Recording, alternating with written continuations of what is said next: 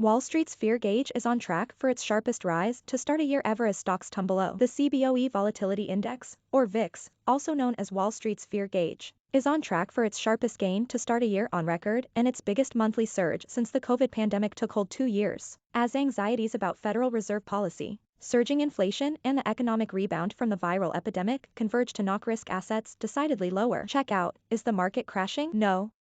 Hey race, what's happening to stocks, bonds as the Fed aims to end the days of easy money? Analysts say the VIX plus 3.64% was trading nearly 98% higher so far in January, which would mark its sharpest monthly gain if the advance holds. Since the 112% surge in February of 2020, FactSet data show. FactSet, according to Dow Jones market data, the VIX is up 103% over the first 15 trading days to start the year, which would mark the largest gain through the first 15 trading days of the new year on record. Based on all available data back to 1990, the monthly gain also was set to be its third largest on record. The index is based on volatility expectations of options on the S&P 500 in the coming 30 days and tends to rise when stocks are falling and decline when stocks climb. The index tends to see a surge when markets face a sharp decline. It hit a record of 82.69 on March 16 in 2020, when fears about the COVID panic were at an apex in U.S. market. Check out, stocks plunge, Bitcoin's slide deepens. And what else is happening in the stock market today? Fears on Monday were pegged to a confluence of events, including a Federal Reserve meeting on Tuesday and Wednesday, in which the central bank is expected to shed more light on its tactics for combating a surge in inflation. Mounting tensions between Russia over the military buildup on the border with Ukraine also has market concerns riding higher. Against the backdrop, the S&P 500 index SPX plus 0.28% was plunging toward its first correction since February of 2020, as the Dow Jones Industrial Average DJIA plus 0.29% and the Nasdaq Composite Index Comp